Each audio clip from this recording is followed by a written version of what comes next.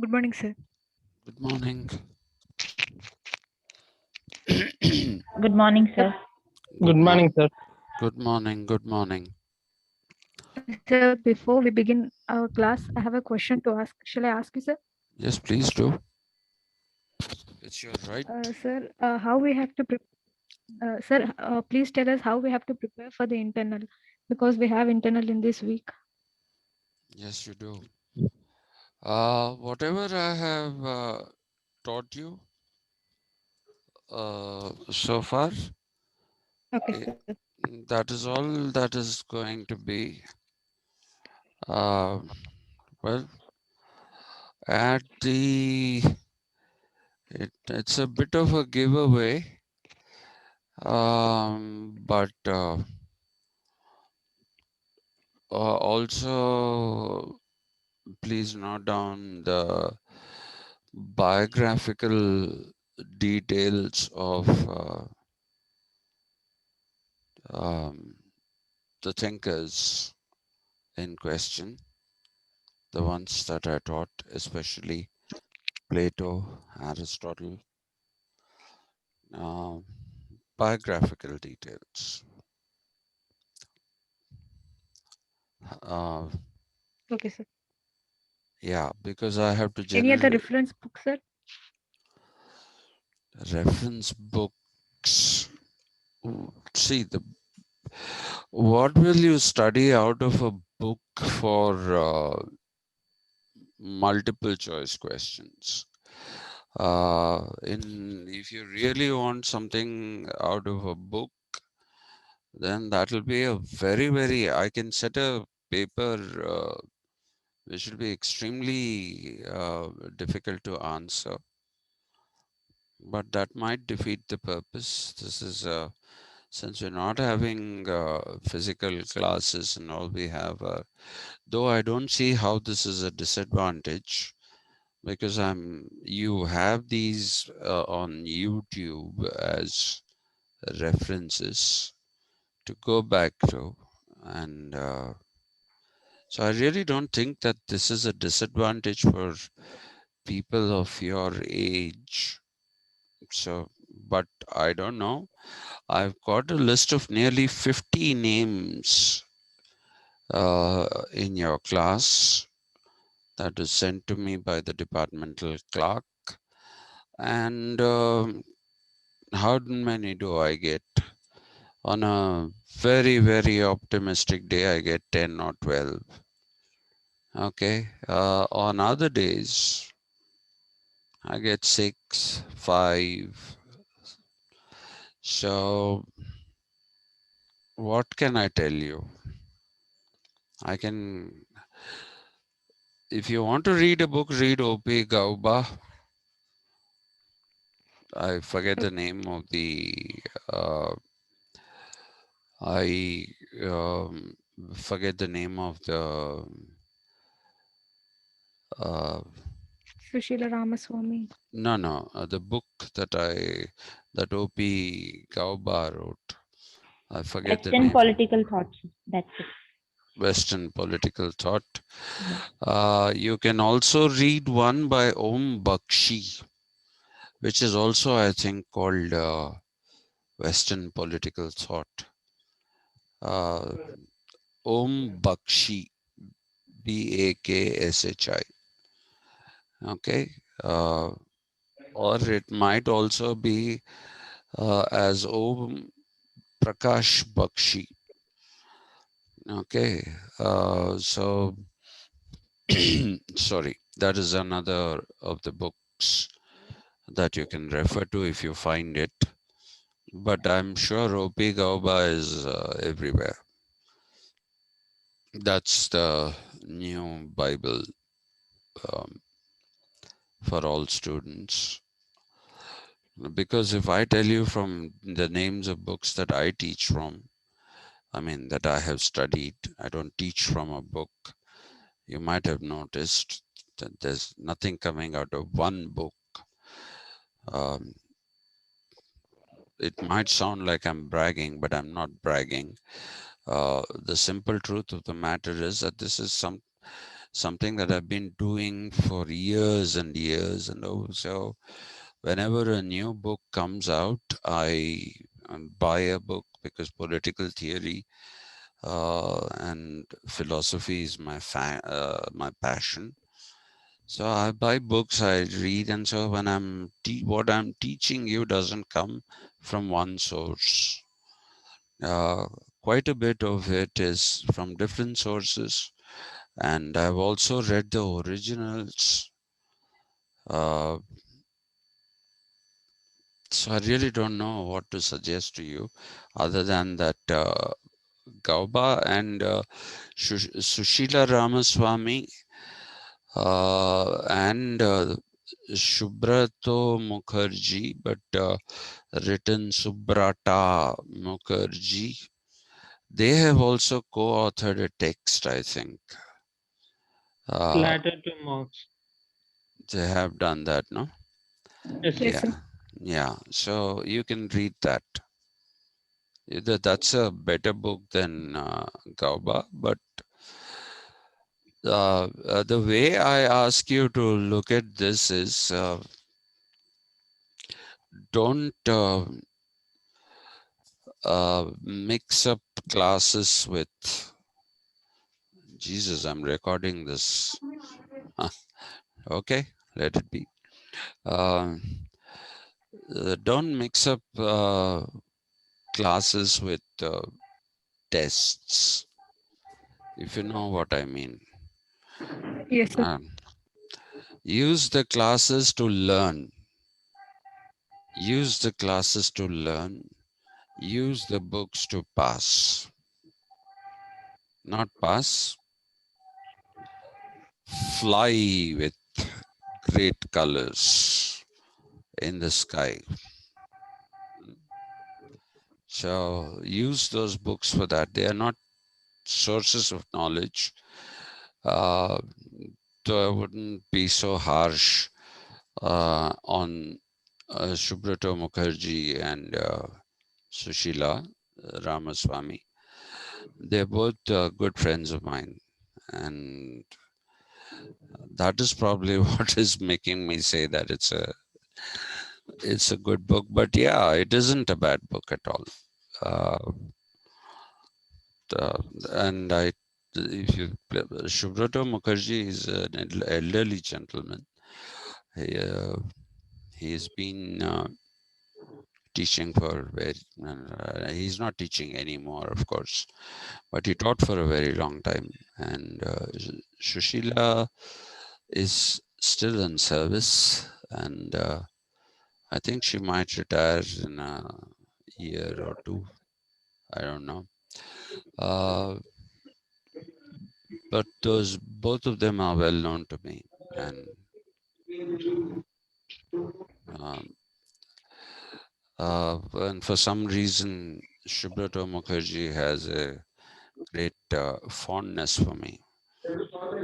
The only time he expressed displeasure with me was when I had invited him to Hyderabad to give a lecture, this thing, and he was giving it in what was called the Academic Staff College, and his lecture got delayed, and we were getting late for his flight.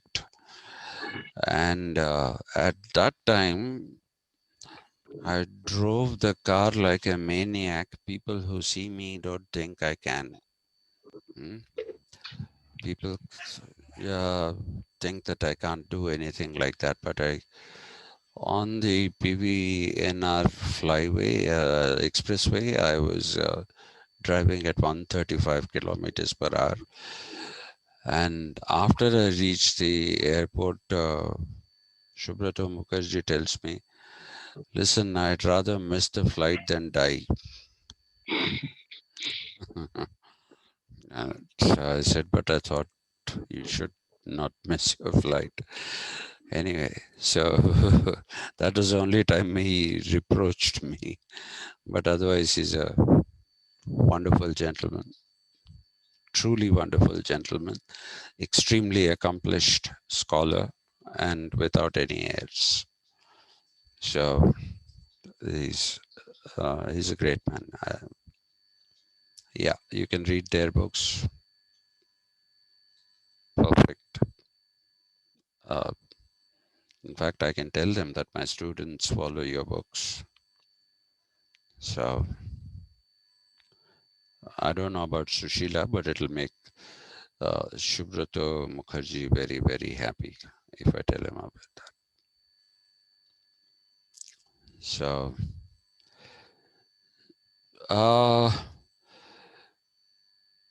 Akshay Kumar Pantulu, Sir. you wanted to know the difference between a normative and empirical. Yes, sir. Well, I might as well. I thought I didn't answer you because first you raised it in, I think near the video you raised that, Yes, isn't sir. it? Yes, sir. Yes, sir. Yeah. So typing out an answer there is not such an easy thing. And the second thing is that I also thought that it might be useful for everyone else also to know the uh, difference between normative and empirical. So, shall we take a vote? How many of you want me to clarify this? Me, sir. Even me, sir. Okay, just so I assume that uh, Akshay would want me to. So there are 10. So one is me in that 10, the other 9. Out of 9, I've got 3. What about the others? Others are the strong, silent majority. And it's up to me to interpret. Hmm. Okay, I'll put it this way. If you don't speak out, then you forfeit a chance to make or ask for a claim or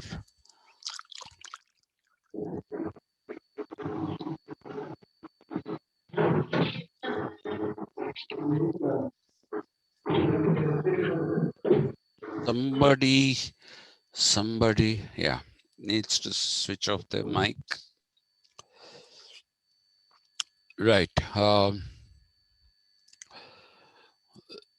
So let's do these words: normative and empirical.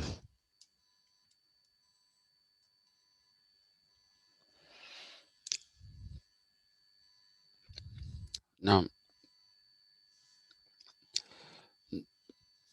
this will take a little time. I hope you understand that. Yes, sir. Yeah, Yes, sir. right. Let's go to normative first, because people will tell you all philosophy is normative. Okay, because uh, philosophy is something, traditionally, if you look at it, with or without the prefix of political, if you look at philosophy and science, which I told you in the Greek period, are synonymous with each other. They are synonymous with each other. And since they are synonymous with each other, what happens is that there is no difference for them between science and philosophy as there is for us.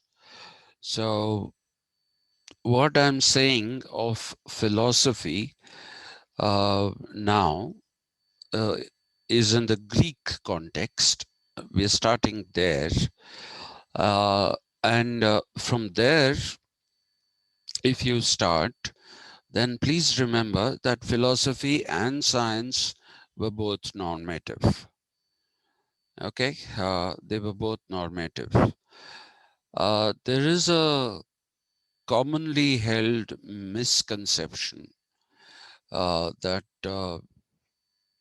there is, the sciences today, or the understanding of science today, does not include the normative, which is not true. There are values which are normative,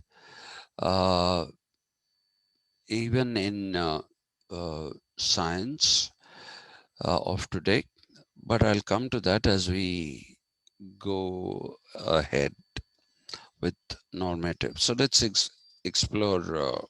No, this is not where I want it. Normative, the source of the word is a norm. Okay, the source of the word is a norm. And when you say something is a norm, then you are saying it is a self-evident rule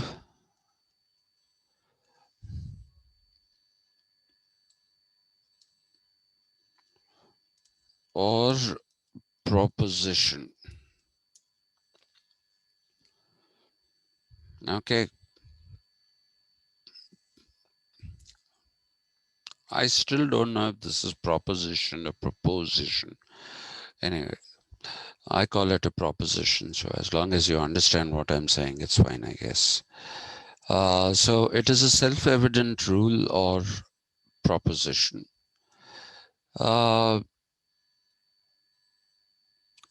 If you therefore look at norm, a norm is something which one doesn't question. Okay, it is something that one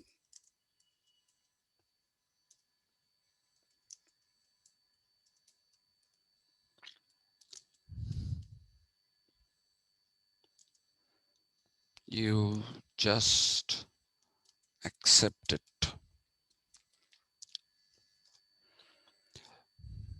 That is the present definition of norm. This is a thing that we look at. So I'm sorry. When we talk about norms, these days usually people use it when in the context of religious and other cultural,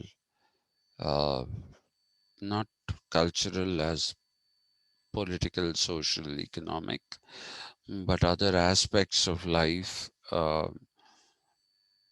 where, for example, if you're looking at the fine arts, then there is this whole thing that the danseuse, the dancer, the danseuse is the female form. I'm old-fashioned.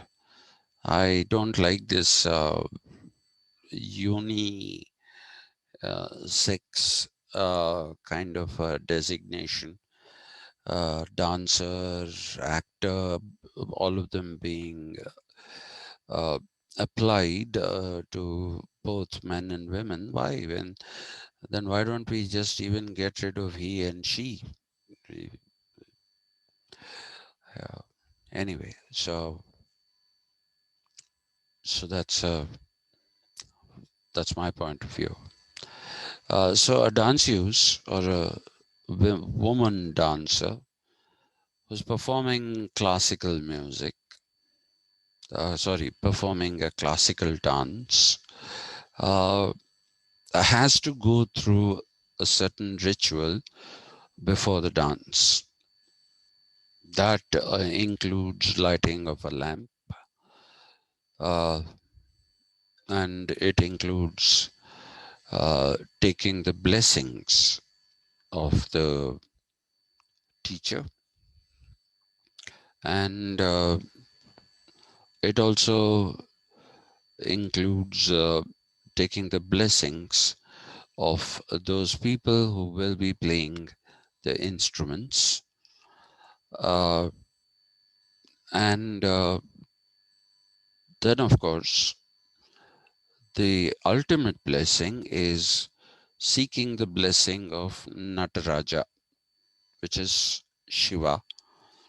Uh, so funnily, all forms of dance pay obeisance to Nataraja, and so and that is the only time that Shiva is not worshipped as a linga. Okay, that this is the only time. So you see, so this is a norm in the present day understanding of it. This is a norm. You have to do it. Why do you have to do it? Nobody asks that question. Why do I have to do this? No. If you are a Brahmin, or if you are any of those people who call themselves Vishwakarmas, they are now calling themselves Vishwakarmas because they have got included in the PC list. But otherwise, they were calling themselves Vishwa Brahmins. Okay, and that is because they see themselves as descendants of the divine architect Vishwakarma, who, well, gods don't have a caste, technically speaking, but they thought since they are descendants of a divine figure, they are also Brahmins. So, despite the fact that today they clamor for reservation in the BC category, they still wear the thread, the sacred thread. Yajnopavitam is the Sanskrit word for it. Uh, that they all wear. And even barbers used to call themselves Nai Brahmins. Okay, and so they also wear a sacred thread. So you see, they were all claiming to be Brahmins, Vishwa Brahman, Nai Brahman,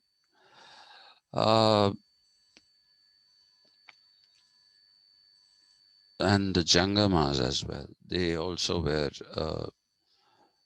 um, sacred thread.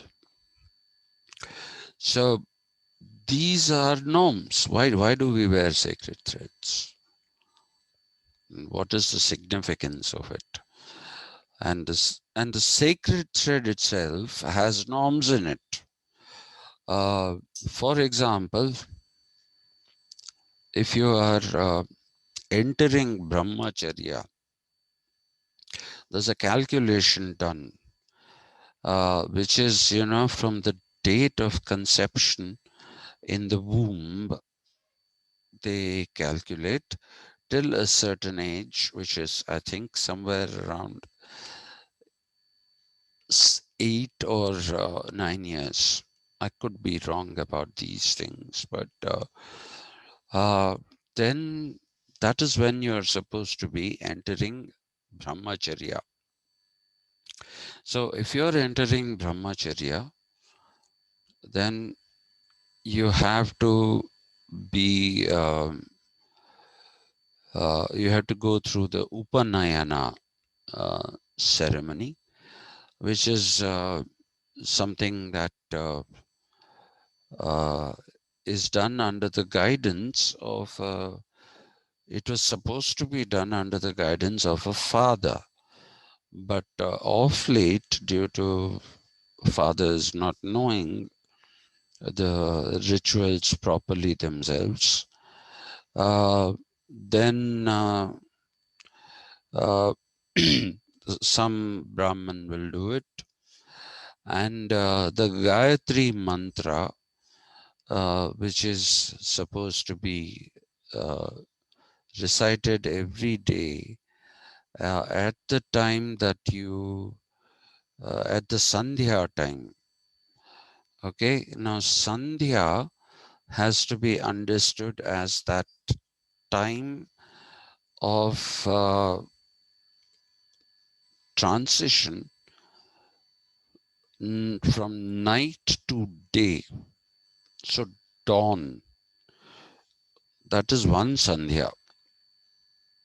I think in Sanskrit, that is called Pratah Sandhya, sorry. So at that time, you have to perform a ritual, let out water, I don't know what those rituals are. And usually that is the time when you read the Gayatri mantra. Now, the Gayatri mantra is to be told by a father to the son, secretly. Not everybody is supposed to listen to the Gayatri mantra. Okay, not everybody is supposed. That's another norm. Women shouldn't listen to the Gayatri mantra. Okay, and you have this thing of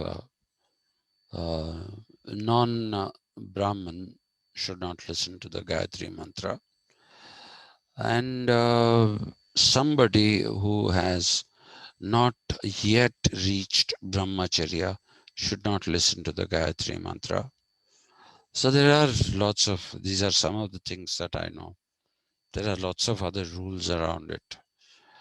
Okay, so then you are given a yajñopavitam with one thread when you become a brahmachari, or you have taken up brahmacharya. Okay, so you get to wear a single thread, and both in the morning, dawn, pratah, sandhya. I've forgotten what the evening sandhya is. It's that also has the, which is day to night, which is the dusk. That is again sandhya. So in that time again you have to do this ritual. So that's a norm. That's a norm. These days people don't do it, but I believe in the past people had to actually have what are called panchashikhas. Panchashikhas, and that means that actually while performing the Upanayana ceremony, you shave the head, but you leave 5 shikhas. Shikha is the, just a tuft of hair. And it's not that you leave it everywhere. There is some location on the head where you have to leave these panchashikhas. And a Brahmin, I believe, is never to shave his full head fully. He should never shave his head fully. I don't know why. You have to have a shikha. So look at the pictures of a lot of these rishis and all that. not only did they have a shikha, but the shikha would be quite long, almost like a ponytail, and at the end it has to be knotted in a particular fashion. Okay, so all these would come under norms. All these would come under the thing of norms as we know them today.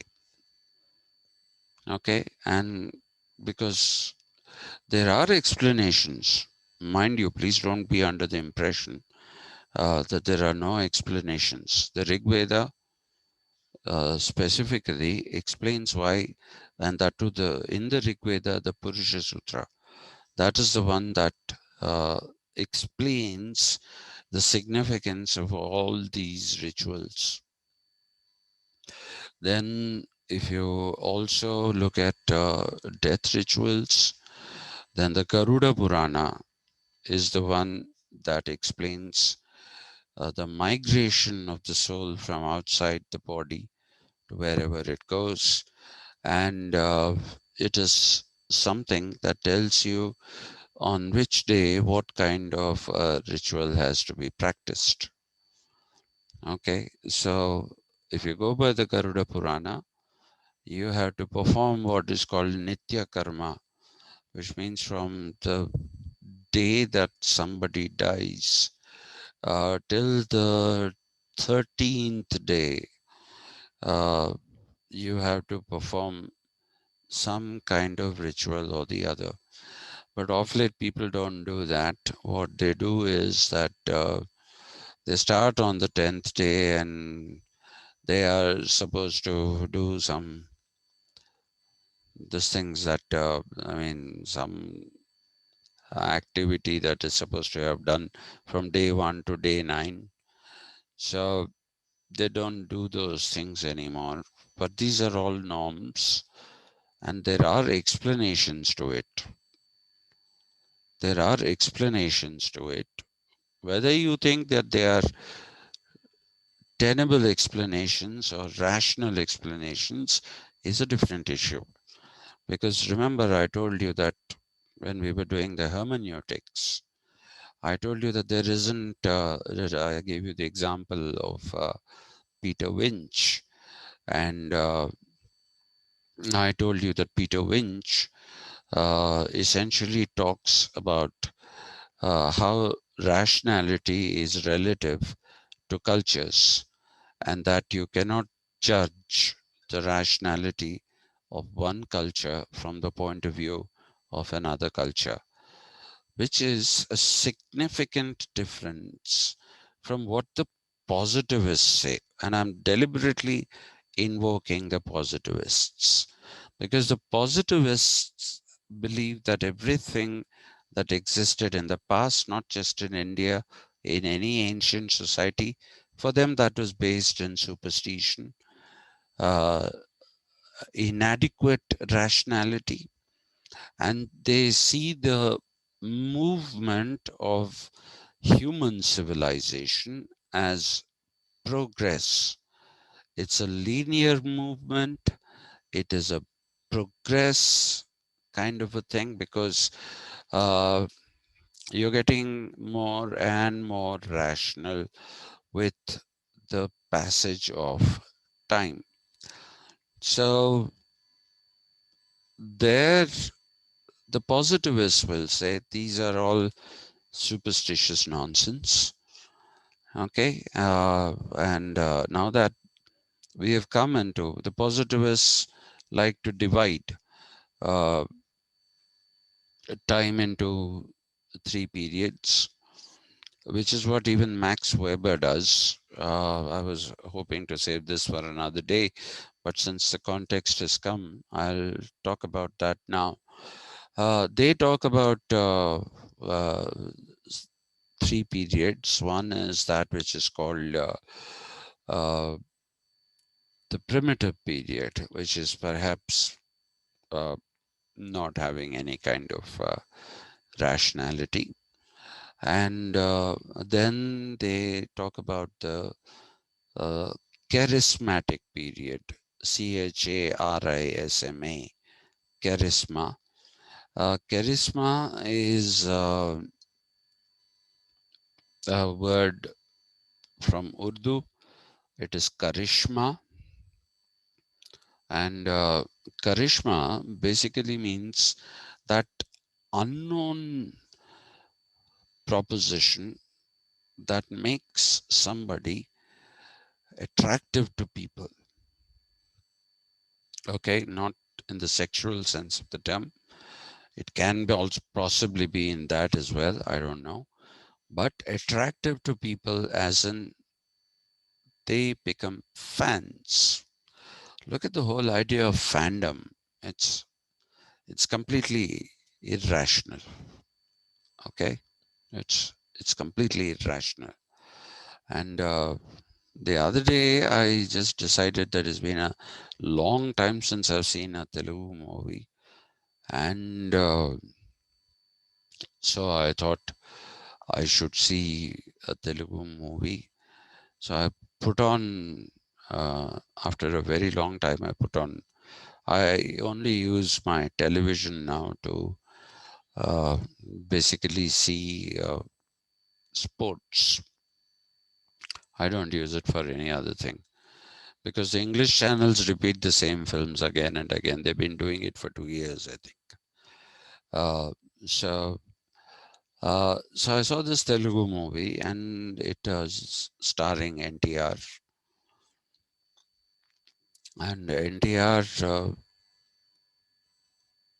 was probably at his heaviest in that movie, and he was really as fat as I am, and maybe more. I don't know, but he was quite fat. And to add to it, he put on a wig which he was trying to imitate Amitabh, Amitabh's hairstyle, which he had. You know, Amitabh in those days used to wear his hair covering his ears. So this guy put a wig like that, and he wore something vaguely resembling a safari suit, but it was yellow in color. The whole, whatever that thing he was wearing, uh, the lower half, the upper half were all in yellow, and he had 4 pockets, all stitched in black, and he wore white shoes. And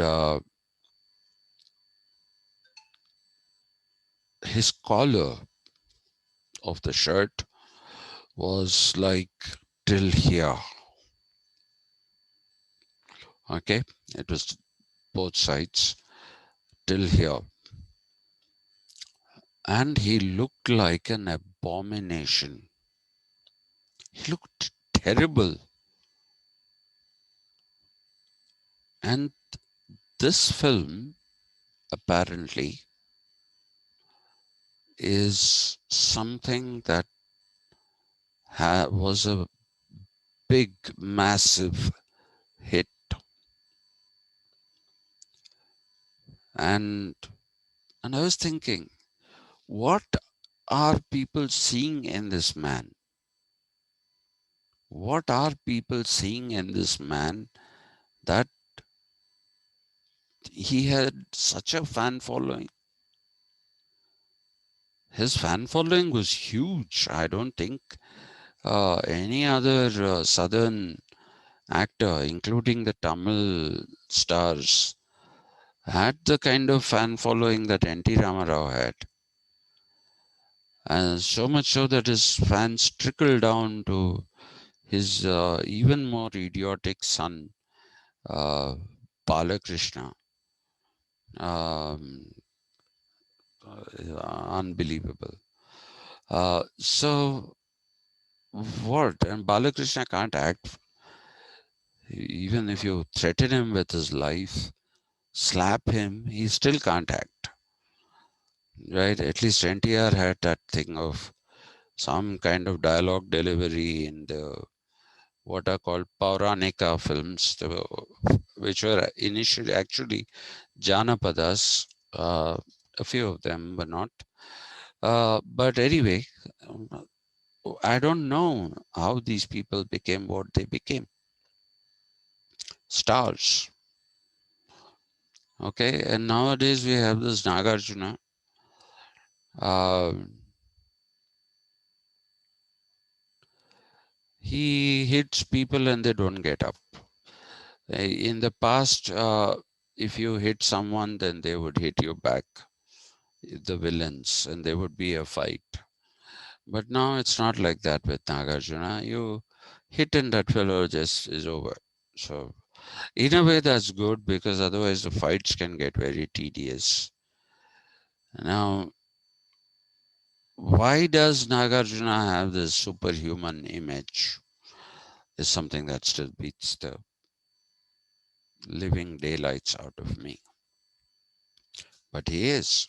So all this is charisma. There must have been some magical quality, and whatever that magical quality may be, that particular quality which makes people attractive, that is also there not just for film stars, it's also there among politicians. Now, one politician who had oodles of charisma was Rajiv Gandhi. Rajiv Gandhi was a very, very charismatic person. There's no doubt about that. Okay, so was his mother, Indira Gandhi. She was equally charismatic, if not more. Uh, but I say Rajiv Gandhi because Rajiv Gandhi got the highest ever majority in the parliament. Uh, in the Lok Sabha, uh, when he had not even been a politician for a couple of years. So that is the kind of thing that is charismatic. So the positivists say that is the next phase. After the primitive phase comes the charismatic phase in human civilization. And then they go on to the third phase where people no longer are either superstitious or nor do they uh, get taken in with this charisma. They become rational, they become completely rational. They want an explanation for everything, a scientific explanation, which is opposed to, I told you, remember, philosophical and historical explanations, uh, not explanations based in suppositions, which is what philosophy does according to them. Uh, and so that is the notion that is advanced by the positivists. And by now, norm became a word which essentially is an indication of backward practices. Okay, remember I told you there are rules regarding norms in all forms of society. Ancient Indian society that I gave you, Rig Veda is one of the main sources. And then the Purusha Sukta is another one, and which is a part of the Rig Veda. But these are not considered to be rational explanations because these are cosmological. These are cosmological. They are not considered to be rational explanations. Okay, neither are the explanations of the Greeks, except the Milesians. Uh, this the what should I say? The positivists refuse to believe in Pythagoras. They refuse to believe in Plato. They refuse to believe even in Aristotle. Okay, for them, these were all people who were caught in what they said were norms. So, what exactly is a norm according to the positivists? Okay, because when we talk about normative and empirical, we are doing it in the period which is during positivism and, well, let's say during positivism. Let's not call it post-positivism because there is a movement called post-positivism. I don't want to use that particular expression. But during positivism, during positivist beliefs, during the days of positivism,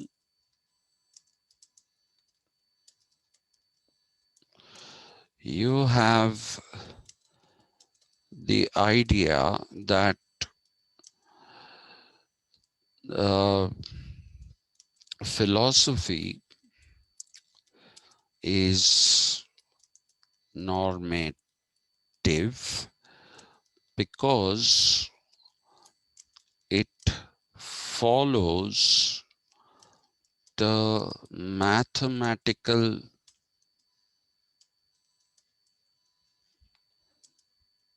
deductive form of logic,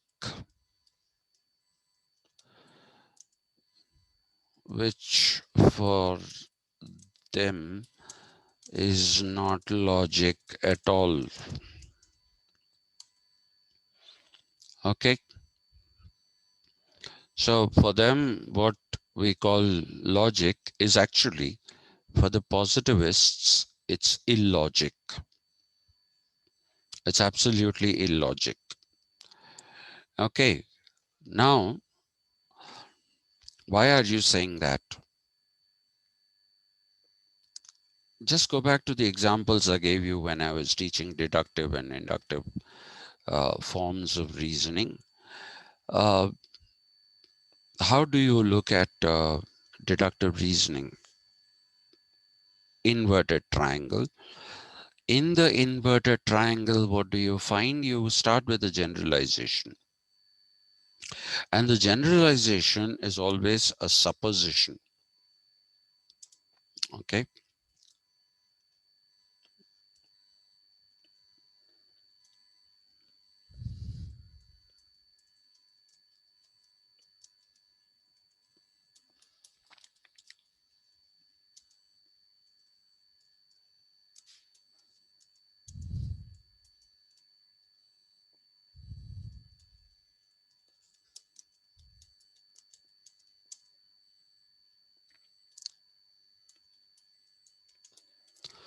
You can go to the theorem, for example. Any theorem is a supposition. The only theorem I remember is the Pythagorean theorem. It's been a long time since I was in school. So that is the theorem. You have the hypothesis, then you have what is called, some people call it the given, some people call it the data. Okay, actually data is not a very correct word to be used in the context of theorems. You should use the word hypothesis and what is given to you. It's a given, you don't have a choice. Data is different. Data now has an empirical meaning, and I'll get back to that in a little while. It was all right to say that in the days of the Greeks and the Romans, but you can't say data anymore when you talk about theorems. You have to say given. And then you have a step-by-step procedure and you prove the hypothesis on the basis of what has been given to you, and then you are what do we say, you are following you're following that up with a series of mathematical deductions that ends up in uh, the theorems are proved, but we were also asked to do riders, okay, where you have to use a theorem and its principle to see if a rider is a provable rider or it is not a provable rider. Okay, so we had that because I don't know if you have that in this maths that you have these days, which is called modern maths. In the maths that we had, which was composite maths, we had to also do these riders. Okay, so you had to see if you've understood the theorem properly or not, that rider would be given.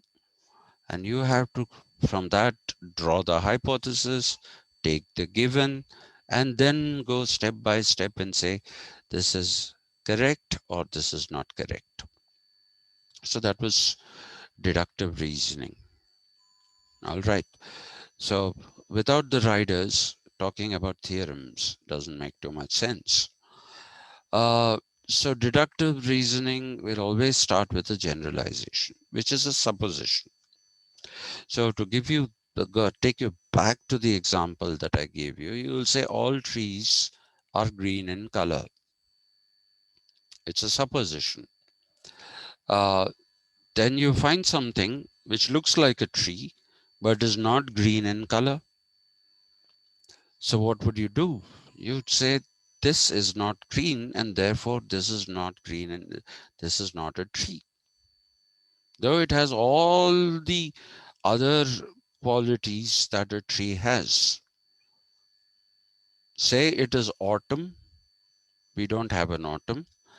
It's autumn in the Western world where the leaves all fall off, and very often all that you see is the tree stump and the branches without anything on them. So is that a tree?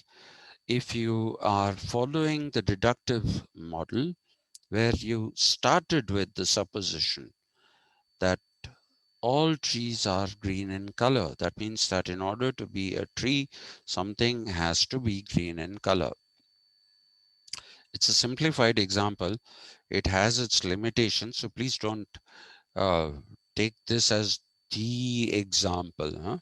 Please, I don't want to give complicated examples and uh, take up more time on that. Right? So this, now, if you ask somebody, but then this looks like a tree, it's not green in color. What do I do? What do I call this? Then somebody says, the deductivist will say, well, give it another name and say that which looks like a tree but is not green in color is necessarily a what do we call? Let's read tree in reverse. Let's say it is eart. Okay. And this doesn't have, it looks like a tree, but it doesn't have leaves. It's not green. So this is an eart. So create a separate category. Create a separate category based on a supposition again. Based on a supposition again. Okay. So that, according to the positivists, is not acceptable. And this was acceptable to people, and that is the reason why I spent so much time talking about the early Greek thinkers. The two main schools of thought of early Greece that everyone should know. One is the Milesian school, because that corresponds to the later science that developed, and the other is the Eleatic school, or the Eleatic school actually. The Eleatic school, Parmenides, Zeno, all these people. So the Eleatic school and the Milesian schools are necessary to understand, okay? Because all moral philosophy that came with the third enlightenment and the second enlightenment, uh, French and uh, German enlightenments, if you go through those, they are moral. They're completely based in morality. Whereas if you go through the first enlightenment, there's no morality. And when the Reformation happened, and thanks to what King Henry VIII did, when capitalism bloomed, or bloomed these days is not a correct this thing, is a blooming idiot. So let's say when capitalism blossomed, and at that particular time, uh, people didn't give too much importance to morality. What mattered was, let's have this industrial revolution, let's have this increase in production, let us go loot the colonies, let us feed our industries and sell what we took from the colonies free of cost in the form of raw material. We sell the finished products to those people there. That is how it was, colonialism, right? So that is devoid of the moral component. Would you really think that if I take uh, cotton from you, I put it in a ginning mill, and I make a cloth out of it, stitch a shirt or a kurta, and then uh, if you basically sell it back to a person from whom you took the cotton without paying for it, or paying a pittance, and you sell it at a higher price, how is it moral? It's not moral. It is not moral at all, right? So morality had no place. Morality had absolutely no place. So what we are talking about is that if you follow the positivist form of thinking, moral philosophy, moral suppositions, all of those are not necessary. Thank you. We can do without them, is what they will tell you.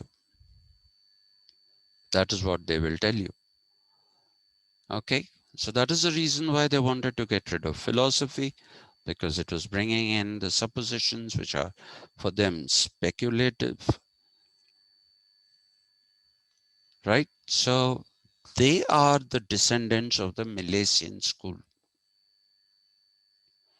They are the positivists, not that way. I'm just using it as a quality. Shut up, please. Doggies, please shut up. Yeah, yeah, sorry about that. They usually enjoy my lecture, but once in a while they bark. Uh, So the point that I'm trying to make is the Milesians, they were not devoid of morals, but their conception of nature, which is that nature is outside of us. That is the conception that the positivists have taken. The other school, the Eleatic school, which is the one that uh, kind of informs people like Socrates, people like Plato, and to an extent Aristotle, uh, you find that this becomes uh, a, though Aristotle is not a deductive thinker, we'll get to Aristotle. I'll teach that why he is not a deductive thinker. I don't want to do it now. It is inductive reasoning that is followed by the Milesians, but it is deductive reasoning that is followed technically by the Eleatic or Eleatic school. And that is why I said to an extent only about Aristotle. Aristotle doesn't fit into any category very comfortably. That is a problem with him. Basically, you should understand that. Now, if you're talking about Aristotle, uh, no, I'm sorry, if you're talking about the positivists, they come from that line that started the science of observation of nature. Shut up! No. They follow the observation procedure, verification, all that they added on. But their source of inspiration is the, what should I say, is the Milesian school. But for people, especially during Christendom, you had Neoplatonists, you had Neo-Aristotelians, and all these people basically uh, found it convenient to use these people because of the moral component in it. The moral component was converted into religious morality by the Neoplatonists and by the Neo-Aristotelians. I'm not going to go into their names now. We'll see later. And they basically adapted that to Christian thought. Okay, a Neoplatonist would be somebody like St. Augustine. A Neo-Aristotelian thinker would be St. Thomas Aquinas. Uh, for heaven's sake, don't call him Aquinas. I've had enough of the Americans. Uh, anyway, so Augustine and Aquinas, Neoplatonist and Neo-Aristotelian thinkers. So this school, according to the positivists, is something that contributed to the growth of superstitions. It contributed to that. And therefore, they basically believe, that philosophy has to be shunned. It is religious. It is something that is otherworldly, all those kind of things. But all that was said by the philosophers in the Christian period became norms that had no great rational basis. So, normative was not seen as a bad thing in the Greek period. It was not seen as a bad thing. It was seen as a bad thing post the domination of Christianity, because Christian norms, I told you, if you read Discipline and Punish by Foucault, I talked to you about the spectacle of the scaffold, where norms were imposed upon people. Norms were imposed upon people. And that is the reason why norm became an unsubstantiated, uh, that is what I wrote there. They said it's self-evident. This is not the original definition of norm. Okay, it is supposed to be, as far as the Christians are concerned, a self-evident rule or proposition. It is something that one doesn't question. If you questioned it, you were going to go to hell. Okay, that is the definition there, right? So normative became a bad word thanks to the positivists. Normative became a bad word because of the positivists. Okay, and what you must understand here is that the Christians used deductive reasoning to be, what should I say, to be deceptive.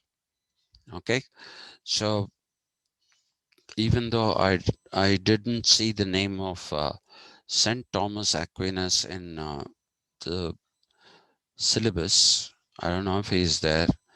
Even if he's not there, I would like to do one part of his philosophy which shows this deception, which pertains to law. And this is the time when, you know, you had this expression of law giver. Okay, a lawgiver is a one person who gives a law. Right? In India, Manu is called the lawgiver. He's not. He's not. Please, if you like, you can. I have now categorized my lectures into playlists. You can see the playlist. I have. There is one lecture on Manu. Okay, you have a problem with Manu if you go by the dating system. You talk about Buddhism coming up in the 5th century, BCE. You talk about Jainism coming in the 10th century BCE, and you talk about Sanatana Dharma being much older than these things. Some people date them back to 30,000 years, 40,000 years. Some people date them to millions. I don't know. Millions is okay, perhaps, but not 30 million, 30,000 millions and all that kind of stuff. I'm not sure of that, because there are excavations that have proved that some of the civilizations here were quite old. A few million years is all right. I mean, it's acceptable. But if you look at Manu, even if you date Sanatana Dharma at 12th century BCE, when does Manu come into being? What is the period identified when he's supposed to have lived? It is 1200 BCE, 2000 BCE. Somewhere in that period, he's supposed to have lived. Okay, that is established. That is why what was considered Manu the show, please, no, Now, please remember that uh, please remember that Manu's Dharma Shastra is not even acceptable to the right wingers. It is not acceptable. It is now only categorized as a smriti or a recollection of what Manu said. It's not a Dharma Shastra. The Dharma Shastras are seen as being much, much older. Okay, they are seen as being much, much older, and they are seen as uh, having nothing to do with Manu. So Manu is not a lawgiver. You mean to say Sanatana Dharma society did not have laws till Manu came? Nonsense. It's absolute rubbish. So with this word lawgiver, and another person on whom this word is used is Draco.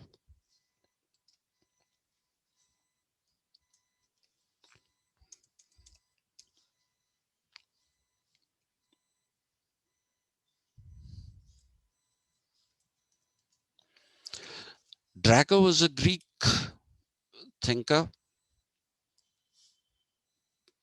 I don't know if he was a thinker. He is supposed to have, again, please don't go check in some stupid internet site. They say that he gave a constitution. Please, no Greek gave any constitution. What he gave was oral laws. He asked people to follow oral laws, and he also encouraged bloody feuds between people who were following what he asked them to do and not following what he asked them to do. And if you've heard of the word draconian, Yes, okay, sir. yeah, Severe. it comes from Draco. He's called a lawgiver. My foot is a lawgiver. He's not a lawgiver. He didn't give any laws to anyone. The word draconian comes from his name. So there are, like this, there are so many kinds of people who have been identified as lawgivers. Individuals are not lawgivers. Please remember that. It is that kind of scholarship which made positivism possible. This rubbish that people followed is basically what made, he's considered the first lawgiver of the Western civilization, which is nothing but a pile of rubbish, if you ask me. So, norms have got associated with these people, unfortunately, and these are also wrongly categorized. So, when you talk about normative, Mayavati says Manuvadi, and everybody says, Ha, Manuvadi. Who's a Manuvadi? Please tell me who's a Manuvadi? One who believes in a caste system is a Manuvadi? Is that it? One definition? Is Manu's writing only about the caste system? First of all, he didn't write about the caste system.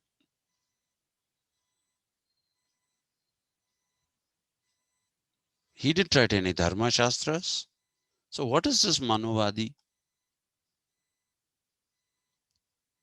So you see, these kind of things are considered to be normative. They are considered normative, and because you consider them normative, they have a negative reputation. Normative is not a negative thing. So let me come to the point. The point is, you still have the usage of norms. Even today we use norms, scientific norms, which are based in inductive reasoning. I've given an example of this. Body temperature.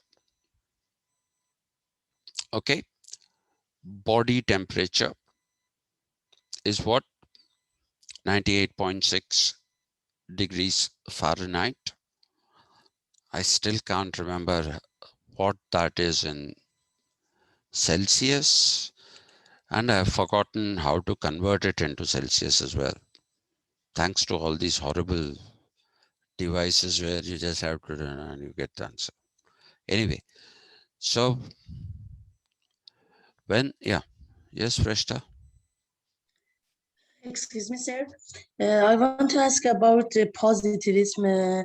I confused that they considered the uh, sorry.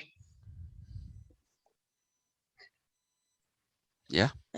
They considered positivism considered or not. Positive is considered what? What? I confused. Sorry. It's okay. Okay. Okay. You think about it. Norms. Sorry, No, norms. no. Normative. No, they didn't, but that's what I'm trying to tell you. That's why positivism failed. Positivism didn't succeed. Positivism did not succeed, it failed. That's why I'm trying to tell you that even in science, there are norms. And these norms are today different from the original norms, which were derived through deductive reasoning. But today we have norms that are derived through inductive reasoning. So coming to the body temperature part that I was talking about, which is 98.6. At one time, people didn't know if it was 98.4 or 98.6. It now seems to have settled down at 98.6. Okay, the fact that for ages, people said both were normal. Now, if you're using an upper limit as normal, why are you saying that the lower limit is also normal?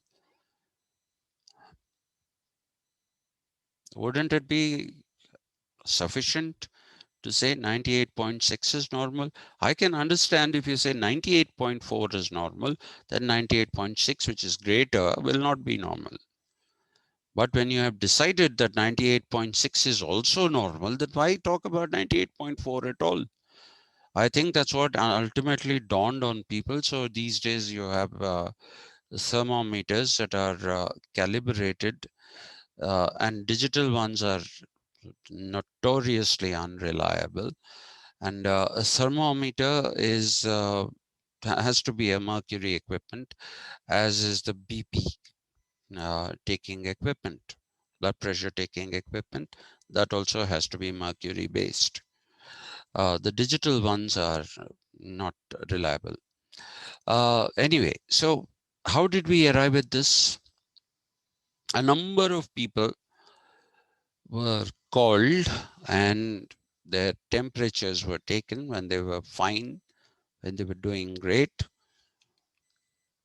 So they established a norm, which is 98.6 is the normal body temperature. Then they took blood pressures of many people. Okay. And they arrived at a norm that said 120/80 is the blood pressure, which should be considered normal. See, they didn't want to get into the normative because normative became negative thanks to the positivists. It became negative. The word normative became negative. Nobody looked at the norm part of it. Nobody looked at the norm part of it. If you look at it, 98.6 is also an attributed temperature as normal. If you take my temperature on any given day, it doesn't cross 97.4. Hey, no, no, it doesn't cross 97.4. So if I have 98.6, please understand that I have 1 degree fever. I have 1 degree fever because my normal is below that. Okay, that is a problem. That's not a, and I gave you the example of Gandhi. His systole in BP, which is the upper part, was 220, and the diastole was somewhere around 150 or 160, I think. And he never took a tablet for reducing his blood pressure. And Gandhi apart, I have a friend, sorry, uh, whose blood pressure was always showing 160 by 110. And he was subjected to a battery of tests. He was given all kinds of medication. All kinds of medication he was given. Nothing that he did brought the blood pressure down from 160 to 110 to 120 by 80. No. They gave him all kinds of medicines. They did all kinds of tests. His heart was fine. It is still fine. And his this thing is even today 160 by 110. Finally, the doctors said, no less than a doctor like Somaraju, he said, we have to consider this to be your normal. We have to consider this to be your normal. So, if it changes from person to person, why are we bothered about this normative thing? Because in order to avoid normative, you used normal. Okay, so two uses came in. One is normal and the other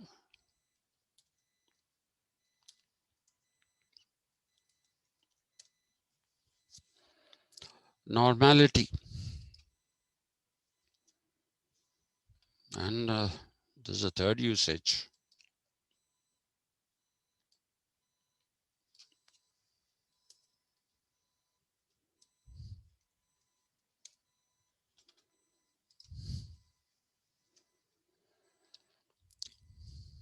Okay. Nowadays, journalists have become pathetic. They don't know the meanings of words. They can't write for nuts. We have horrible journalism.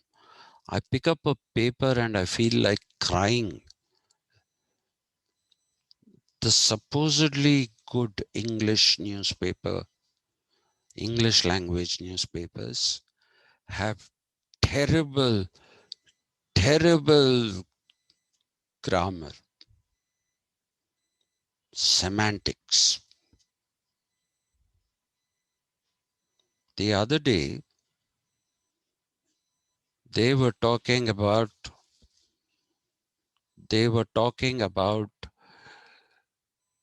things slowly returning to normality. and I wanted to go and bash my head. Normality? These people don't know English. You know what is normality? Normality is if somebody is being administered saline, for instance.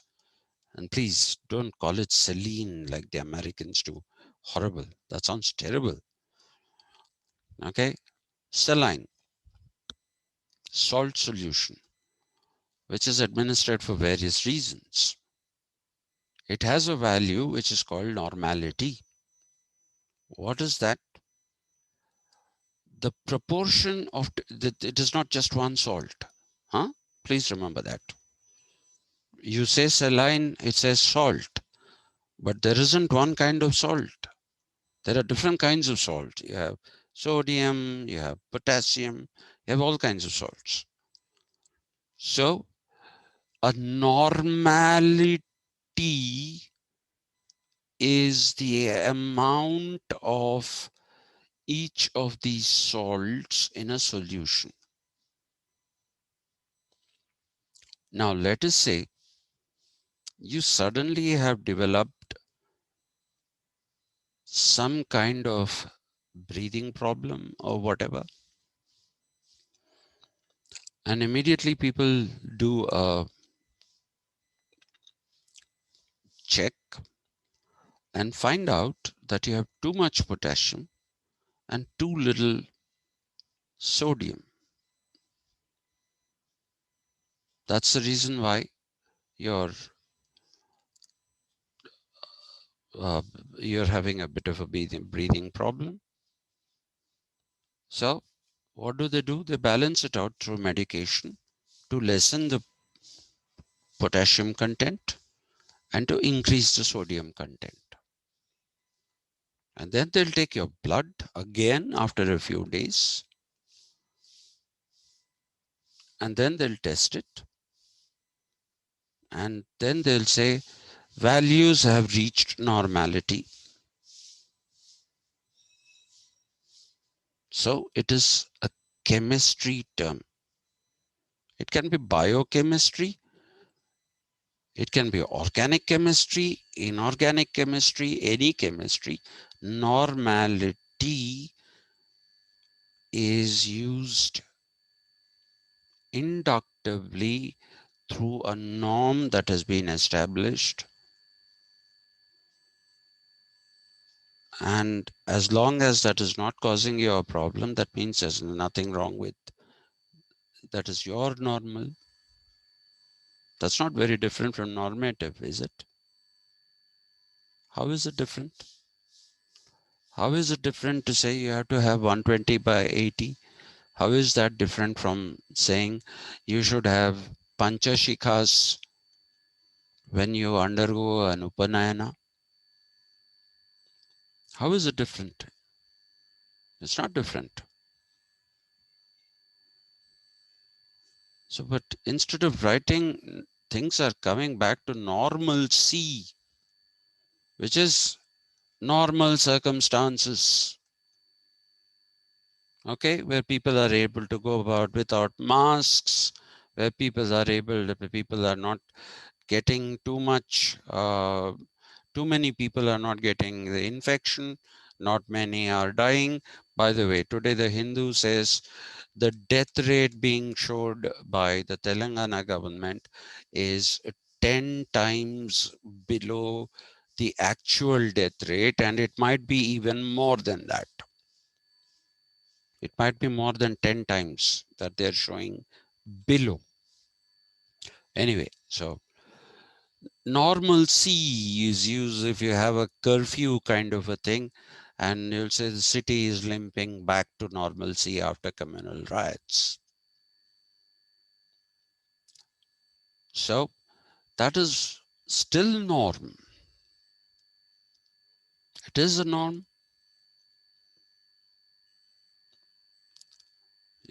You can ask a rhetorical question and say, why is it bad if there are communal riots? Why is peace good? Isn't that something that is rooted in morality? Isn't that rooted in morality? That is rooted in morality, that you shouldn't kill each other.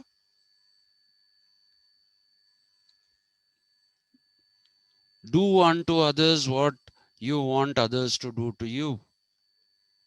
Isn't that a moral principle? So that normative has been given a negative connotation. It is not very different from empirical. The examples of temperature that I have given you, body temperature, the readings of the blood pressure. Okay, I can go on giving you. I'm a quack. I know quite a bit about medicine. I can also talk about heart rate. I can tell you all those stories if you want, but I don't want to. It's a waste of time. These are all empirically derived. These are all empirically derived, which means you have taken the blood pressure of a certain number of people before you arrived at a figure and say, yes, this is the normal. Now, the pharma companies have been playing around with normal. I gave you one example, diabetes. Till 1997, fasting sugar 140 was acceptable as normal, and postprandial, after eating something, sugar up to 200 was absolutely normal. Now you have ranges 70 to 110. For me, if I get 70, I become hypoglycemic. Seriously, I become hypoglycemic and I'm a diabetic. Okay, so that is how it is. They brought it down from 140, they brought it down to 110. From 200, they have brought it down to 150 now. What kind of nonsense is that? It's pharma companies making money out of us. Similarly, beyond 35 years of age, people said 140 by 90 is normal blood pressure. People were not medicated for that. Now they are saying, irrespective of your age, it has to be 120 by 80. So I had a reading which was 130 by 80 and I have been put on a tablet to reduce my heart rate and to reduce my blood pressure. 130 by 80 and I've been put on a tablet. That's how capitalism is. That's why I said amoral, and this stupid positivists didn't understand that. They didn't understand that. So this is empirical. But that which is empirical is also normative. You may be calling it normal. You may be calling it normal, but it is normative. I will not argue about normality because that's a different thing. Most values there are derived out of investigation, but that is also a norm again. Why am I saying I'll not argue about it? I'll argue about it. Even that is a norm. That peaceful life is better than riots is also something which is norm. So what if normality is used in chemistry? So empirical is that John Lockean thinking, which is the world is outside of you. Which is the opposite of what Plato said, the world is inside you. all knowledge is inborn, whereas John Locke came up with this idea that you have to investigate the world outside, and that is done through the senses. So he said your brain, which is a tabula rasa, an emptiness at the time of birth, registers data which you collect through your senses, and the cognitive abilities of the patient, sorry, what am I saying? Ability of people is that which allows people to make sense of multiple inputs of different kinds of sensical data into the mind. It makes sense of it.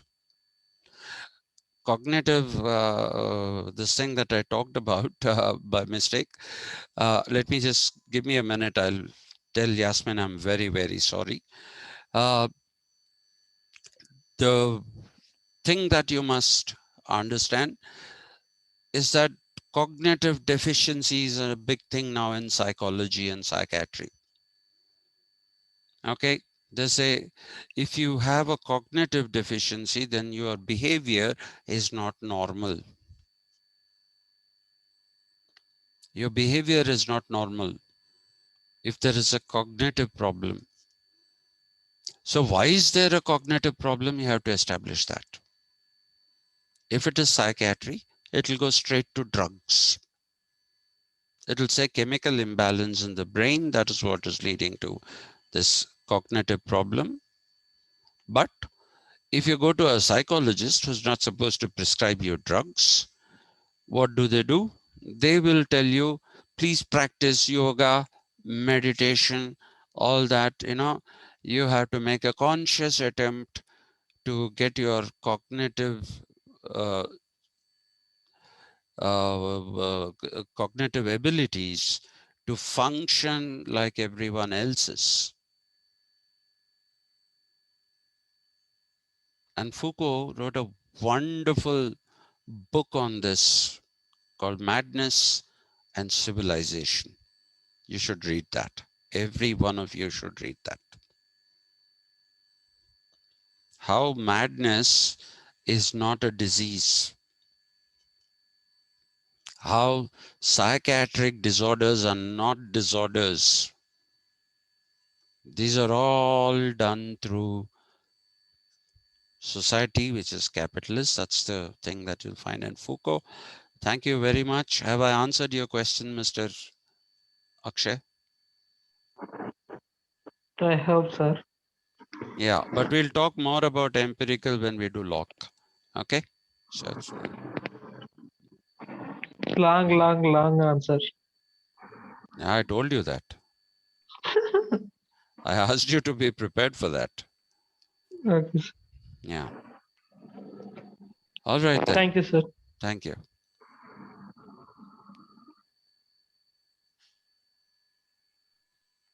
Thank you. Goodbye.